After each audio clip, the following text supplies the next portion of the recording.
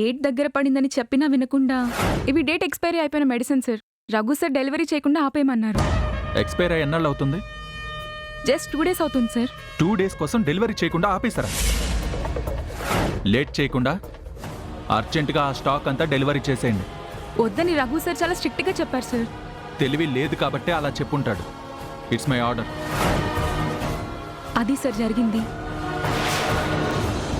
మీరు చెప్పారని చెప్పినా కూడా వినకుండా వెంటనే డెలివరీ చేయమని మాకు ఆర్డర్ పాస్ చేశారు సార్. ఇలా జరగడానికి కారణం నా తమ్ముడు అన్నమాట. ఆ స్టాక్ మార్కెట్లోకి వెళ్ళిందన్న విషయం నాన్నగారికి తెలుసా? తెలిసినట్టే ఉంది సార్.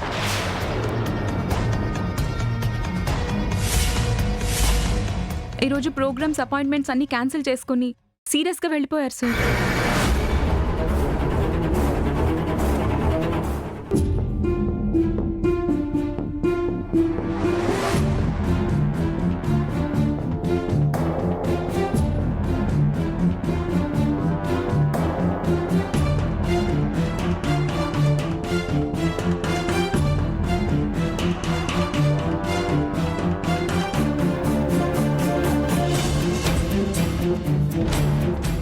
ఏంటి అంత కోపంగా వచ్చారాయన?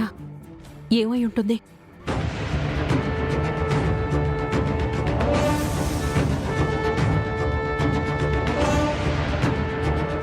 ఏమండి,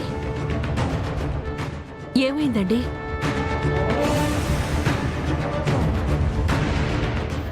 ఏమైందండి? భోజనం వడ్డిస్తాను రండి. ఓ, రఘు ఇంకా రాలేదు కాబట్టి వాడొచ్చే వరకు తినరు కాబట్టి ఈలోపు కాఫీ ఇమ్మంటారా? ఏంటి నీ నస? కాసేపు విసిగించుకుంటా ఉంటావా?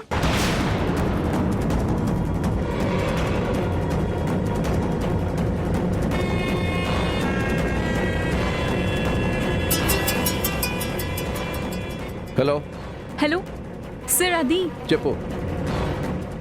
సార్ ఆ రోజు డేట్ అయిపోయిన మెడిసిన్స్ని డెలివరీ చేయమని సిద్ధు సార్ చెప్పారు సార్. డేట్ అయిపోయిందని చెప్పినా కూడా వినకుండా వెంటనే డెలివరీ చేయమని సిద్ధు సార్ స్ట్రాంగ్గా చెప్పడం వల్లే మేము పంపించాల్సి వచ్చింది సార్. మా తప్పేం లేదు సార్.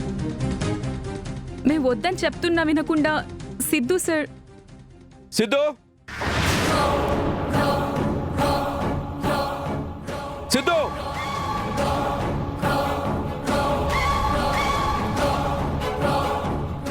డాడ్ పిలిచారెందుకు?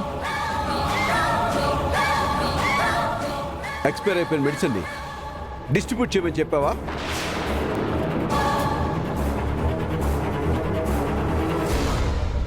డెలివరీ చేయమని నువ్వేనా అని అడుగుతున్నాను.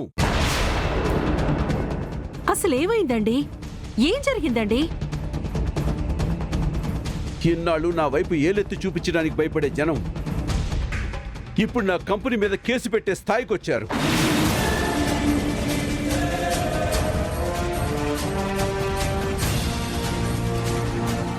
డాడీ, ఆ మెడిసిన్స్ చెప్పు, ఎందుకు డెలివరీ చేసావు? డెలివరీ చేసింది నేనే నాన్న.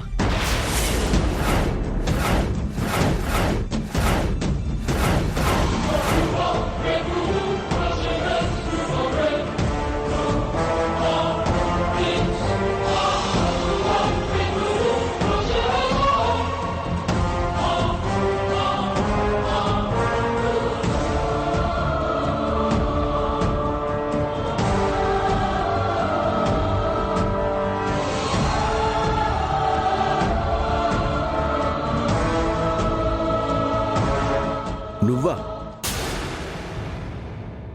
అవును నాన్న. వాటిని అర్జెంటుగా డిస్ట్రిబ్యూట్ చేయమని ఆశాకి స్టోర్ సూపర్వైజర్కి నేనే చెప్పాను.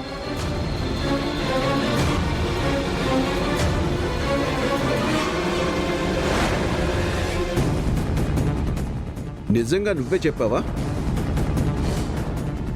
అవును నాన్న, నిజంగా నేనే చెప్పాను. చేట్రా, ఓ పని చేసేటప్పుడు ఎలా చేయాలో ఏం చేయాలో ఆలోచించక్కర్లేదా? ఆ మెడిసిన్స్ డెలివరీ చేయకపోతే మనకి 2 కోట్లు నష్టం వస్తుందని ఆలోచించాను నాన్న. 2 కోట్లు నష్టం వస్తుందని ఎక్స్పైర్ అయిన స్టాక్ పంపిస్తావా? ఆ మెడిసిన్ వాడడం వల్ల ఒక అతనికి ప్రాణాలు పోయే పరిస్థితి వచ్చిందని ఒక అమ్మాయి నా మీద, మన కంపెనీ మీద పోలీస్ కంప్లైంట్ ఇచ్చింది.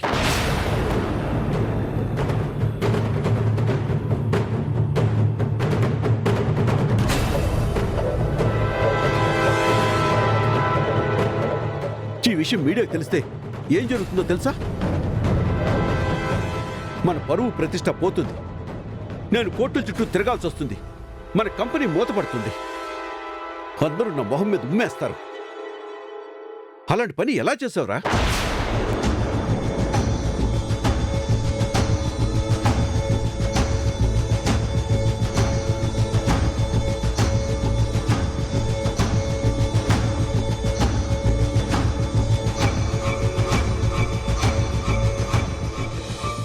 రఘు, నువ్వు తప్పు చేయడం ఏంట్రా?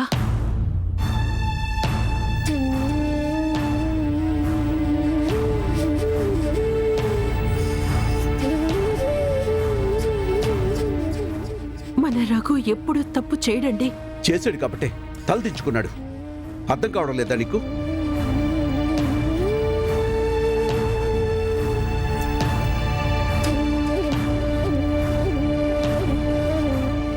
రై, నా పెద్ద కొడుకు రఘు ఏ తప్పు చేయడన్న నమ్మకంతో గర్వంగా తలెత్తుకు తిరిగేవాణ్ణి. ఈ రోజు నా నమ్మకాన్ని చెరిపేశావురా నువ్వు. నిన్ను నమ్మినందుకు నేను తలదించుకునే పరిస్థితి తీసుకొచ్చావురా.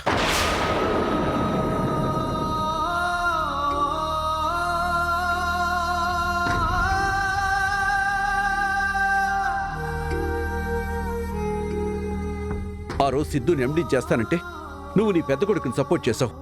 ఇప్పుడు చెప్పు, ఇలా చేసిన వాణ్ణి వెనకేసుకొస్తావా నువ్వు?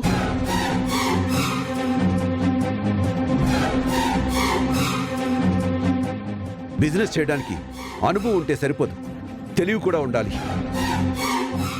తెలివి ఉండాలి అంటే చదువు ఉండాలి. అది వాడికుంది, నీకు లేదు.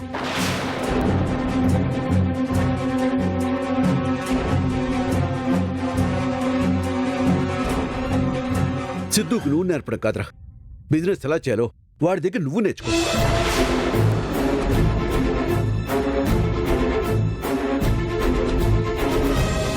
అయినా మీ నాన్నగారితో ఒక్క మాట చెప్పుంటే సరిపోయేది కదరా. ఆయనకు చెప్పకుండా అలాంటి పని చేసావేంట్రా? నాన్నగారికి డబ్బు విలువ బాగా తెలుసు. ఆ డబ్బు సంపాదించడం కోసం ఎంత కష్టపడ్డారో నాకు తెలుసు. ఆ మెడిసిన్స్ మన దగ్గరే ఉండిపోతే 2 కోట్లు నష్టం వస్తుందని. బుద్ధులేని పని చేసావు అంతేగా.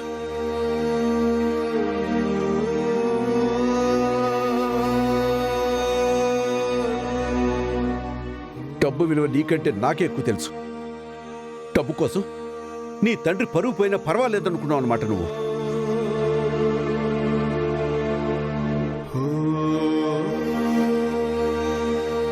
అయిన తప్పు నీది కాదురా, నాది. నిన్ను నమ్మాను చూడు, అది నేను చేసిన పెద్ద తప్పు.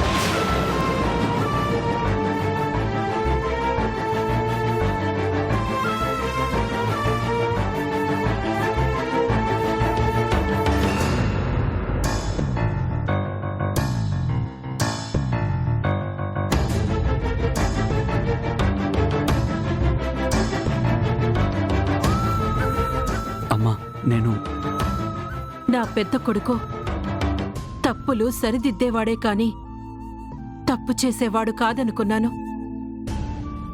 నువ్వు కూడా ఇలా చేస్తావనుకోలేదురా. అమ్మా అమ్మా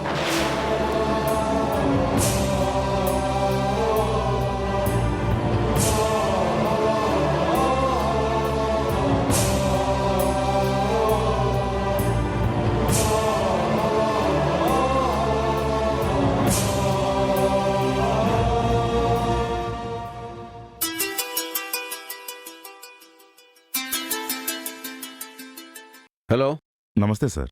ఏమైంది దివాకర్? చాలా ట్రై చేశాను సార్. ఆ అమ్మాయి అస్సలు వినటం లేదు. ఎన్ని విధాలుగా నచ్చ చెప్పినా భయపెట్టినా కూడా కేసు విత్డ్రా చేసుకుని ఉంటుంది సార్. అవునా? అవును సార్. ఆ పెద్ద ఆయనకి సారీ చెప్పి ఆయనకి నష్టపరిహారం ఇచ్చే వరకు ఊరుకునేదే లేదంటుంది సార్. మనీ మ్యాటర్ చెప్పావా? చెప్పాను సార్. ఎంత డబ్బు కావాలన్నా ఇప్పిస్తానని కూడా చెప్పాను సార్. అయినా కానీ ఏం వినటం లేదు. నువ్వు తలుచుకుంటే పెద్ద పెద్ద ఇష్యూస్ కూడా సెటిల్మెంట్ చేస్తావు కదా. ఆఫ్టర్ ఆల్ ఒక ఆడపిల్ల పెట్టిన కేసుని మాత్రం వెనక్కి తీసుకునేలా చేయలేకపోతున్నావు అన్నమాట. అంటే సార్, చదువుకున్న అమ్మాయి, అన్ని రోజు తెలిసిన అమ్మాయి కాబట్టి మా పోలీసులు చెప్పేది కూడా వినటం లేదు సార్. ఆ అమ్మాయి పొగరబోతన్న విషయం నాకు తెలుసు, కానీ పోలీసులు కూడా భయపడినంత మొండిగటమని నాకు తెలీదు. అవును సార్, మీరు అన్నట్టు ఆ అమ్మాయి జగముండే. ఆ అమ్మాయి డీటెయిల్స్ నాకు పంపించు, నేనే వెళ్ళి డైరెక్ట్గా మాట్లాడతాను. మీ గురించి చెప్పినా కూడా ఏమాత్రం వెనక్కి తగ్గడం లేదంటే మీరు వెళ్ళి మాట్లాడినా కూడా మీ మాట వినదు సార్. అలాంటి వాళ్ళ దగ్గరికి మీరు వెళ్ళటం ఏంటి సార్? మీరు ఎవరినైనా పంపించడం బెటర్. నన్ను 2 సార్లు కలిసినప్పుడు ఎదిరించి మాట్లాడింది. నా మాటే విన్నప్పుడు ఇంకెవరి మాట విందని నాకు తెలుసు. ఈ ప్రాబ్లం నేనే డీల్ చేస్తాను. సరే సార్, డీటెయిల్స్ అన్ని మీ వాట్సాప్కు పంపిస్తా సార్. ఓకే.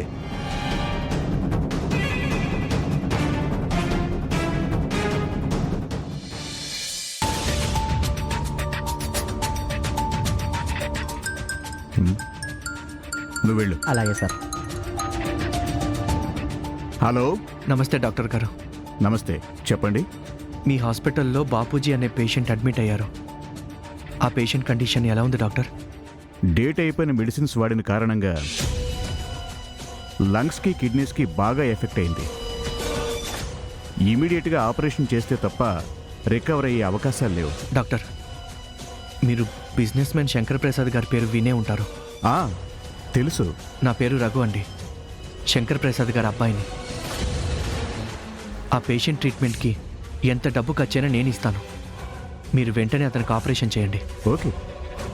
ఈ విషయం మీకు నాకు తప్ప ఎవరికీ తెలియకూడదు డాక్టర్. పేషెంట్ కానీ పేషెంట్ తరపు వాళ్ళకి కానీ ఎవరికీ తెలియకూడదు. ఎవరడిగినా పూర్ణ చారిటీ పేరు మీద ట్రీట్మెంట్ చేస్తున్నామని చెప్పండి. Okay sir. మీ హాస్పిటల్ అకౌంట్ నెంబర్ నాకు సెండ్ చేయండి. ట్రీట్మెంట్ కోసం కొంత అమౌంట్ ట్రాన్స్ఫర్ చేస్తాను. టోటల్ ఖర్చు అంతా చారిటీ ఇస్తుందని చెప్పండి. ఎట్టి పరిస్థితుల్లో నా పేరు బయటికి రాకుండా చూడండి doctor. It's my honourable request. సరే సార్, మీరు చెప్పినట్టు చేస్తాను. Thank you doctor. Thank you very much. It's okay.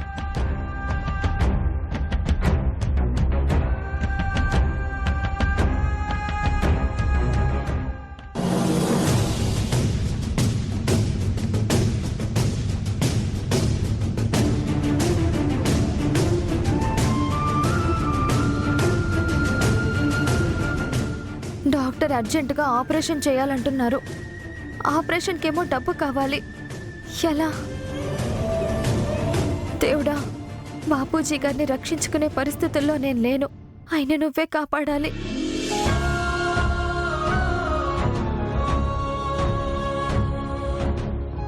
Mahalakshmi,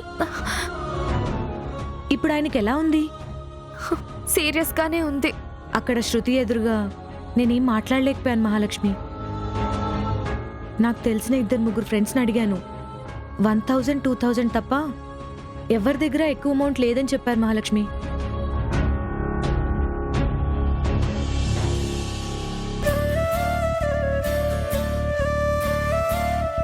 ఇది మా అమ్మ 50,000 పెట్టి నాకు కొనిచ్చింది. అమ్మితే డెఫినెట్గా 40,000 వరకు వస్తుంది. ఆ డబ్బుతో ముందు ఆపరేషన్ స్టార్ట్ చేయమని చెప్పు.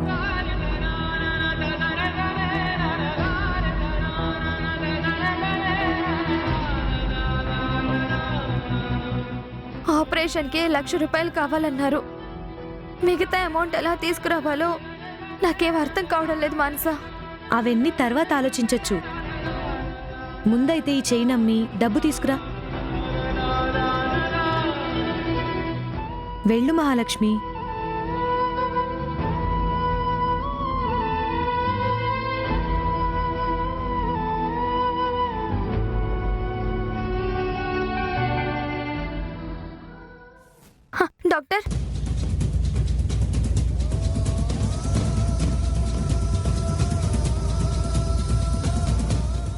డాక్టర్ గారు, బాపూజీ గారికి ఏమైంది? ఎక్కడికి తీసుకెళ్తున్నారు ఆయన్ని? పూర్ణ చారిటబుల్ ట్రస్ట్ వాళ్ళు ఈ పేషెంట్కి ఆపరేషన్కి అయ్యే ఖర్చులు పంపించారమ్మా. ఆపరేషన్ చేయడానికి థియేటర్కి తీసుకెళ్తున్నాం.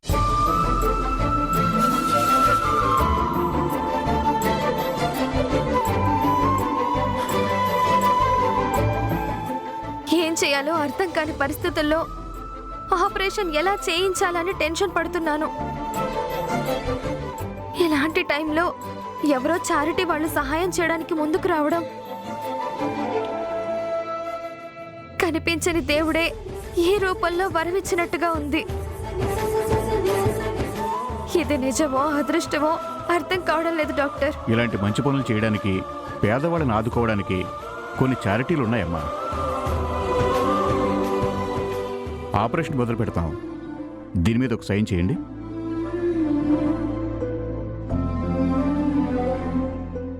Thank you. పదండి.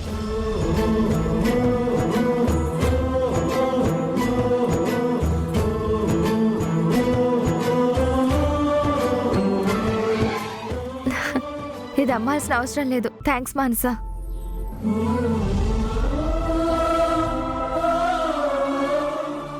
రఘు, నేను పడిన టెన్షన్ అంతా ఒక్క క్షణంలో మాయమైపోయింది. గుండెల మీద నుండి పెద్ద భారం దిగిపోయినట్టుగా ఉంది. ఏమైంది? ఎవరో పూర్ణ చారిటబుల్ ట్రస్ట్ వాళ్ళు బాపూజీ గారి ఆపరేషన్ కావాల్సిన డబ్బు పంపించారట. బాపూజీ గారిని ఆపరేషన్ థియేటర్కి తీసుకువెళ్లారు. ఇప్పుడు మనం డబ్బు కోసం ఏం టెన్షన్ పడక్కర్లేదు. అవునా? మ్, థ్యాంక్ గాడ్. ఇప్పుడు ప్రాబ్లం అయితే ఏం లేదన్నమాట. చారిటీ వాళ్ళు హెల్ప్ చేశారు కాబట్టి ప్రాబ్లం ఏం లేనట్టే. మహాలక్ష్మి, ప్రాబ్లం సాల్వ్ అయిపోయింది కాబట్టి ఇంకా లేనిపోని టెన్షన్ని ఏం పెట్టుకోకుండా ఇచ్చిన కంప్లైంట్ని వెనక్కి తీసేసుకో.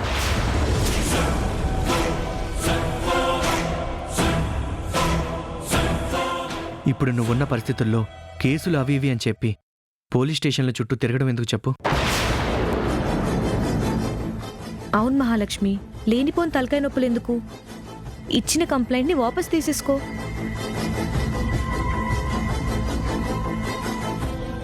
అది మాత్రం జరగని పని.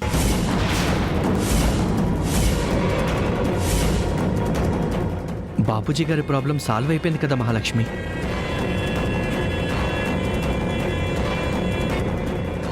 బాపూజీ గారి ప్రాబ్లం సాల్వ్ అయిపోయింది రఘు. కానీ బాపూజీ గారి లాగా ఇంకెందరూ సఫర్ అవుతున్నారో అని మనం ఆలోచించాలి కదా. వాళ్ళ వ్యాపారాల కోసం, వాళ్ళ లాభాల కోసం జనాల ప్రాణాలతో చెలగాటమాడుతున్న అలాంటి వాళ్ళని వదిలే ప్రసక్తే లేదు.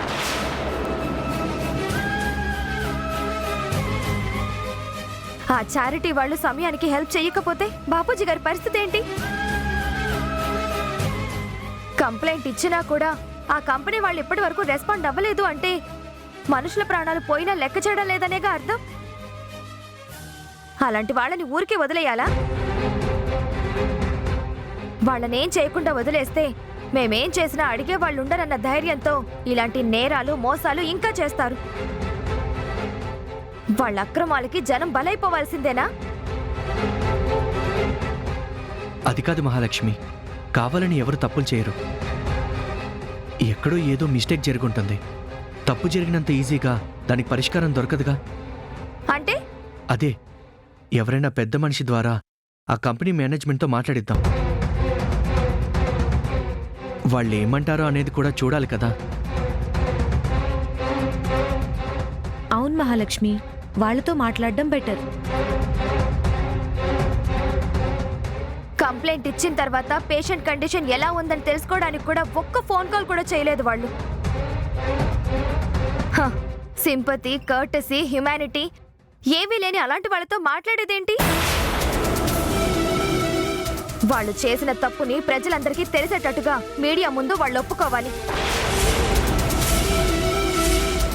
బాపూజీ గారికి క్షమాపణలు చెప్పి వాళ్ళ కారణంగా ఆయనకి ఇలాంటి పరిస్థితి వచ్చినందుకు నష్టపరిహారం చెల్లించాలి.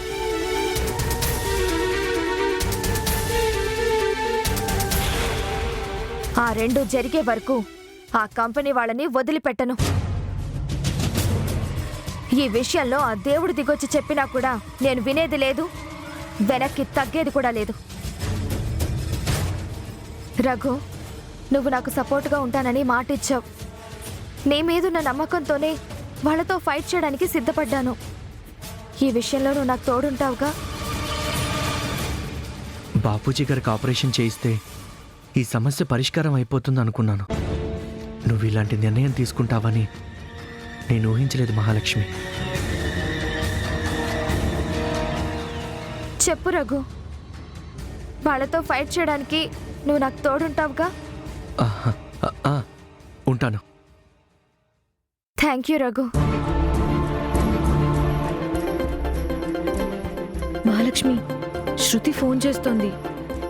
నేను నీ దగ్గరకు వచ్చానని తెలిస్తే నన్ను తిడుతుంది. నేను వెళ్తాను, జాగ్రత్త.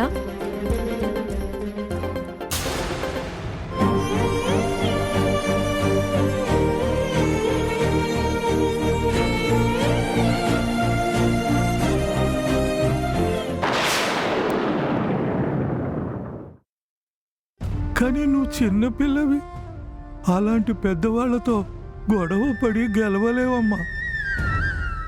వాళ్ళకు అవసరం అయితే ఎంత డబ్బైనా ఖర్చు పెట్టి కేసు నుండి బయటపడగలరు.